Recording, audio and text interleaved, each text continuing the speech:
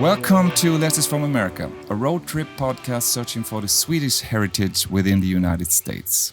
I'm your host, Martin Van, and today I've parked a Volvo in Lindsborg, in Kansas. That's correct. And with me in the Airstream is Ron Michael, who is the director of the Sandzén. Is that Birger Sandzén Memorial? Birger Sandzén Memorial Gallery. Yeah, and that's why I'm here. Great to have you. Thank you. And I think that we should unravel this man for the people who don't know who he is. And he's an artist, a very productive artist. Correct. Lived in the late 1800s to the mid 1950s, something like that. Right, passed away in 1954. Yeah. But my first question, because he was born in Sweden, went to school in Sweden and in France, right? Correct. But he came here as a young man. Age 23. To Lindsborg in Kansas to work at the Bethany School or University. Right, Bethany College. Bethany College. And that's my first question. What is it about Bethany College that sort of brought him here? How in the world did he find it? Yeah, how in the world did he find it? And also to have that attraction for a young man. Because if we just flash forward a little bit, he stayed there here more or less his entire life on this college. Really, pretty much. And that raises a little bit of a question. How could that college sort of pull him out of Sweden at that time also to, in a way, the middle of Kansas? There's a multitude of ways that he arrived here. So when he was a young man, he used to kind of like to read the wild Western novels that were apparently real popular in Sweden at the time. So he kind of had that romanticized view of the West. Oh, yeah. Meaning the Great West. And so that kind of instilled sort of something promotion in him. of the West. Right. Yeah. And so then as he got older, he eventually went to study in Stockholm with Anders Zorn and Per Hasselberg and Richard, as I would say, Berg, but I don't think that's correct pronunciation. Barry. Richard Berry. Barry.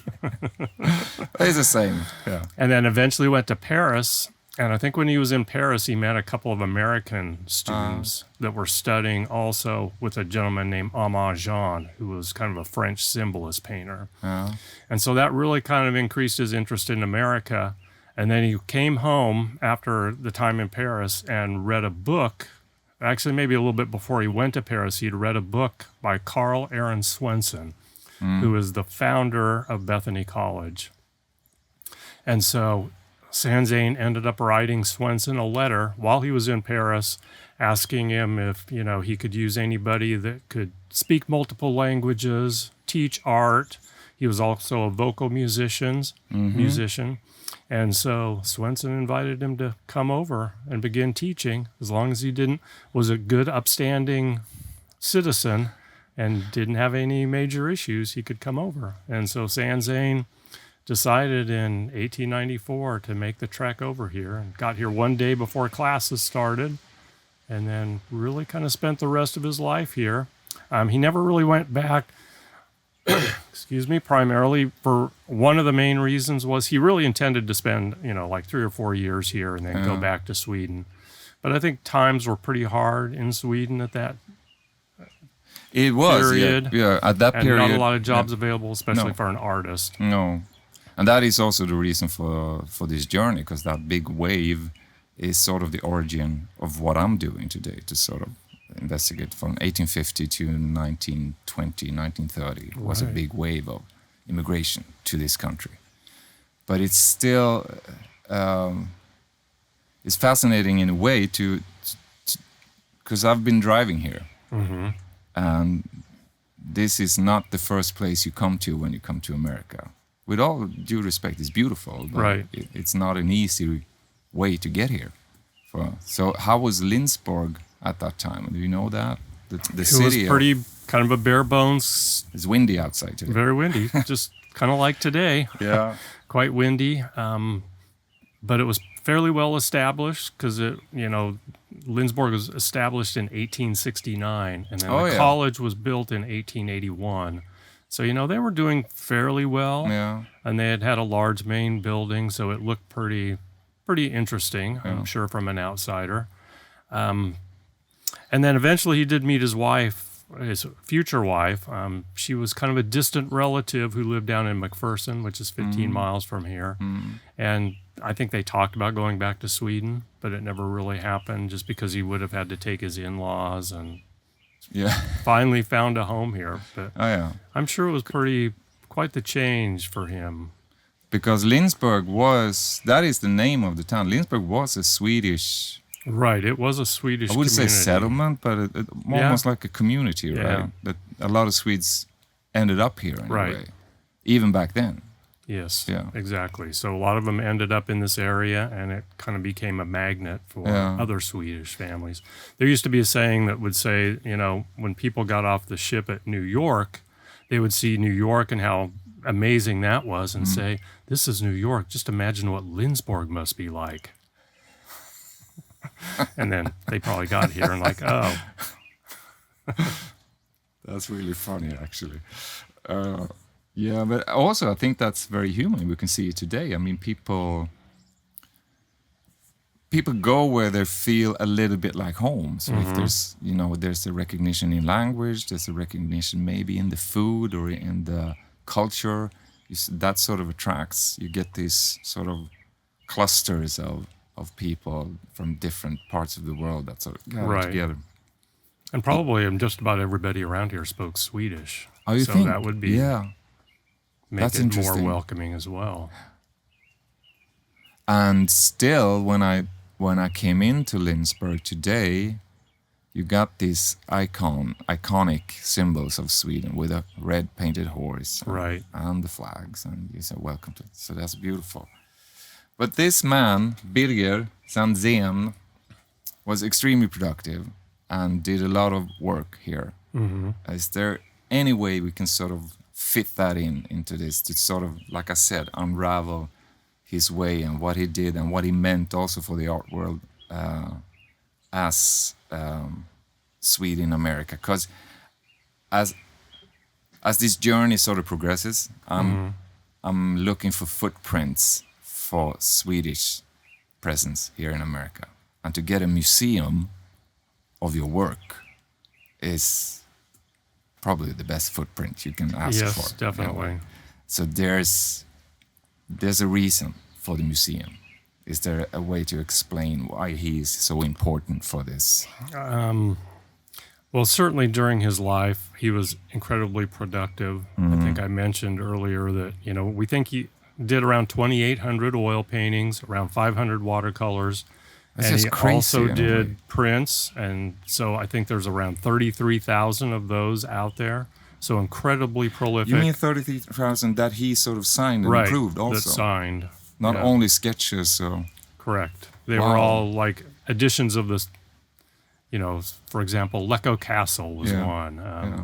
And then a lot of scenes around here that would sell either lithographs, block prints, woodcuts, or linoleum cuts, or dry points. And so he was, as an artist, was, fully engaged in working and creating art. It really kind of fed his life.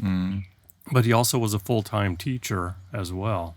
Still at this college, obviously. So he taught for over 50 years here at Bethany College, and primarily eventually took over the art department, but still taught languages. So just had a workmanlike attitude and approach to life, but like also promoted, man, almost. Definitely a Renaissance man, and really promoted art throughout the state. Helped form groups like the Prairie Printmakers, which was a printmaking group, Prairie Watercolor Painters.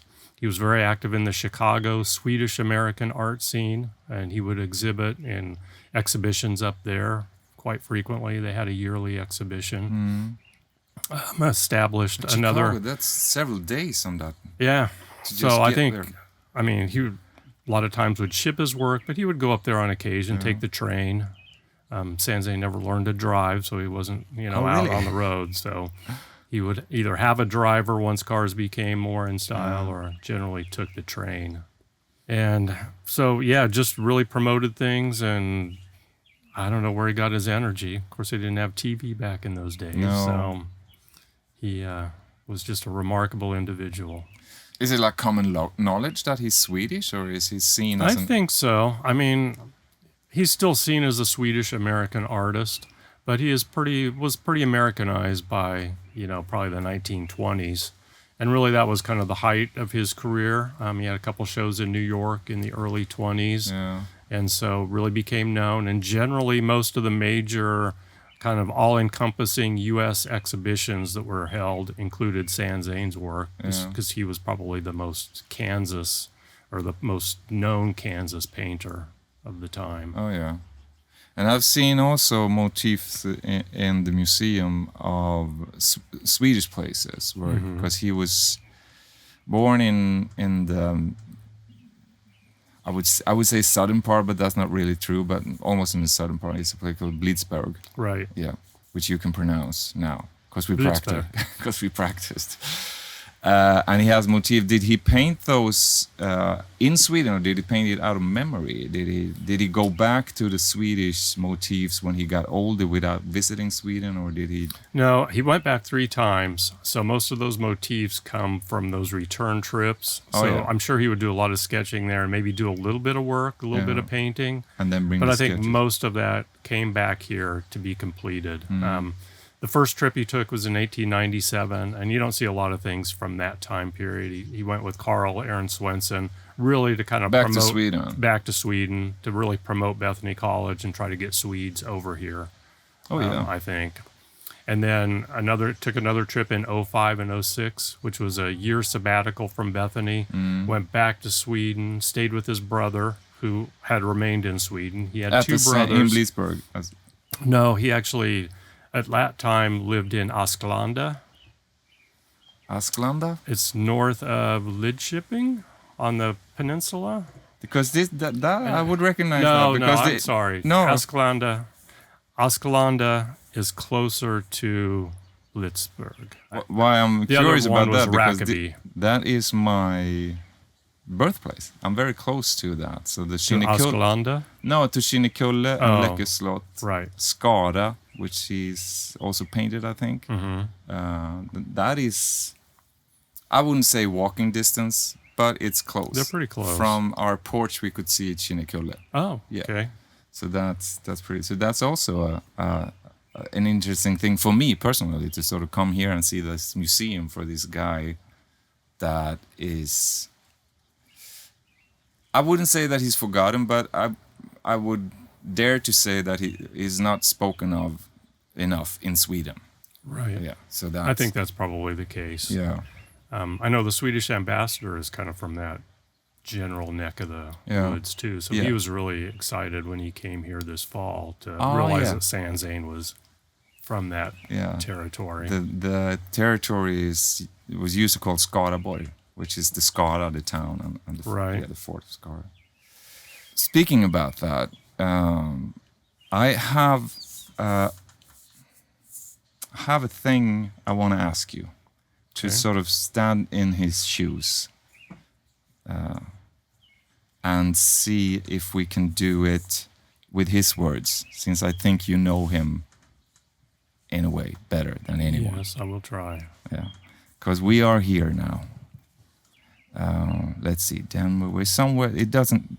I'm sorry for Kansas not being marked on the map, but we're somewhere around here, I would say. Yes. Could that be right? Just about straight. Yeah. East of Denver. And Blidsberg is southern part. It's around here. Correct. So if this was where he lived, and this is where his home was, what do you think he would write in a letter from here to there?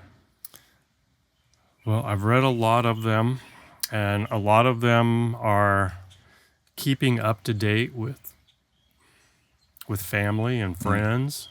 Oh yeah, so writing, because there were a lot of other instructors from that general area that came to teach at Bethany. Yeah.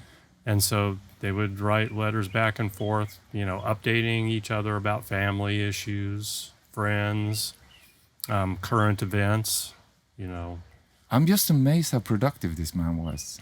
It is. It's remarkable. Did he ever sleep? I don't think so. No, no, but what do you think? If we just play around with that a little bit, imagine you're in his shoes now when you're sitting here talking about his life work. Outside here is a museum of my work in a way. And right. And I want to write about and it's always kind of interesting because even during his lifetime, he really wanted some kind of a gallery or museum. And he was a good friend of Carl Milles. Mm. And so he and Milles had kind of worked on some ideas. Because Milles was here also. Milles would visit Sandzén but not here. work here. Right. He did not work here. He just would visit. They met in 1924 when Sandzén returned for his final trip to Sweden. And they met in Stockholm and then formed a fast, really strong friendship after that. And Milles would come over and work at a place called Cranbrook in Michigan. Mm-hmm. And so he and Sandzén would correspond back and forth. And so he always wanted a gallery, but it never really happened during his life. No. But Sandzén's son-in-law came from a fairly wealthy Boston family. And so his son-in-law married Margaret, Sandzén's only daughter. And once after Sandzén passed away, about 2 years, they really worked to build this gallery. So so that's the origin of Pelham invested, or used a lot of his funds to help construct the gallery. Because he loved Sandzén as well, so there was a great family connection. In a way?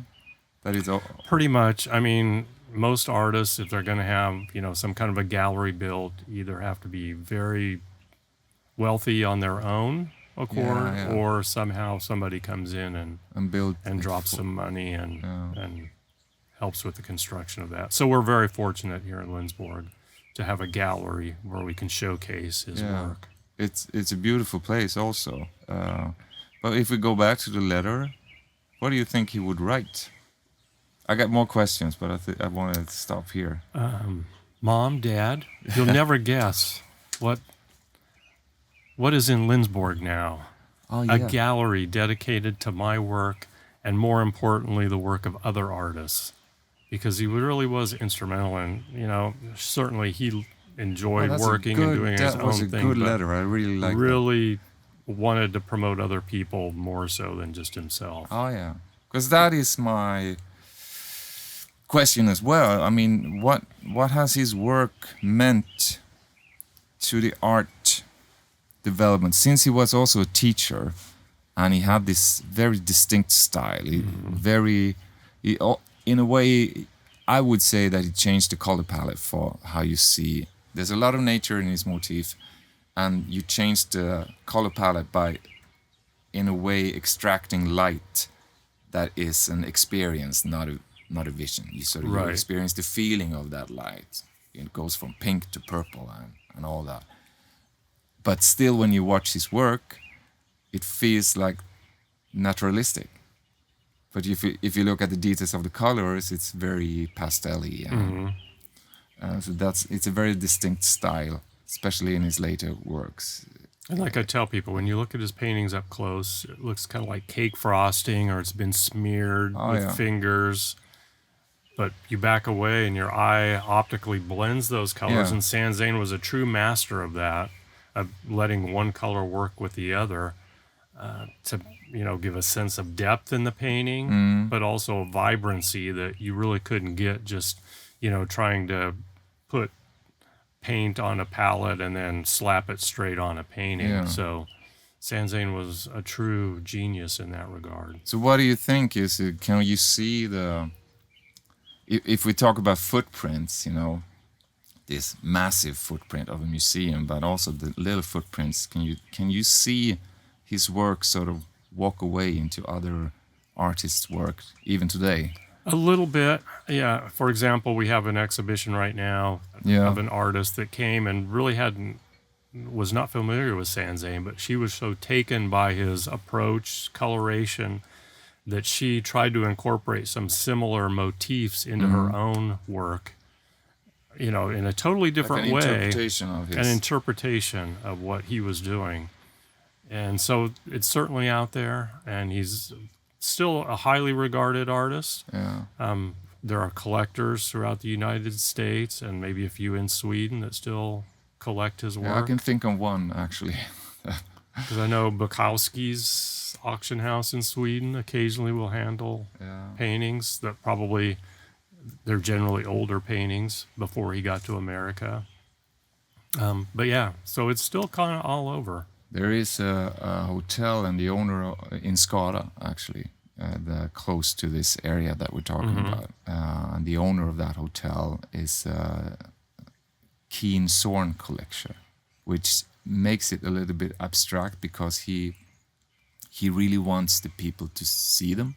Right. So if you visit a hotel, half of the hotel is a Zorn exhibition. It's just weird. Oh, how did I miss that? Yeah. That sounds great. You should go there next time. It's called the Jula Hotel in Skara. Okay. And it's just an amazing thing because it's such a generous thing to do. In my perspective, you got this hotel and you know, it's a hotel for people who visit Skara. But then if you just take a left, there's almost like a museum, a Zorn exhibition with just Zorn paintings. So he would be interested in this, I think. And actually at the Skara school, they have an old boarding house where they still have a Sandzén room. Because that's where the Sandzén brothers, he had two brothers who were older and stayed in that room. And then Birger was the last one to stay there. But they still have this little room dedicated to the Sandzéns with little old Sandzén painting and some of the furniture. I am not a painter, but I still feel that there's a circle here that's getting close because I'm here in Kansas talking to you, Ron, about a guy that sort of lived before me in that same neighborhood, in places that I've been since I was a child. And now I'm here and he sort of made this mark in Kansas and in America. It's just, it's a weird feeling in a way too. Yeah, I'm sure. It's kind of transcends time and space. Yeah, exactly. When I meet people on this journey, like you said, he went back to Sweden like that was nothing, but that probably took him 2 months to. It was amazing. It was always by ship. Yeah, and then he stayed in Sweden, and then he decided, I'm going back again. And it was just such a different lifestyle in a way, and to do that, to live that life, and still be this productive that I see that he was. That's really impressive. Yeah, and I know a couple times he thought about going back to Sweden. I think he applied for a job at the Gothenburg museum, but I don't think he got that. No. He kind of looked, but there was never anything quite strong enough to pull him back home. No. But it's also if you put a lot of work into your life, you get a lot of network, and you get you're like his students, and that is life. It doesn't matter where it is. Right. It is life. Yeah. So, Ron Michael, thank you. It was a pleasure my pleasure. It was a pleasure to get to know this Birger from Blidsberg. And more so, Järpås. The Järpås? Järpås. Oh, okay. Do you know where that's at? Yeah. No. You figured out where I was talking about, I think. You're welcome anytime to visit. And I will show you a museum in Skara. And we can practice all the letters, all the vocals, the vowels. How do you say the vowels? The vowels. Yeah. Thank you. Oh, you bet. Thank you. It was a pleasure. You have listened to Letters from America, a weekly road trip podcast celebrating the Swedish heritage in the United States. Produced in collaboration with the Embassy of Sweden in Washington, D.C., Volvo Cars USA, Volvo Trucks USA, and Airstream.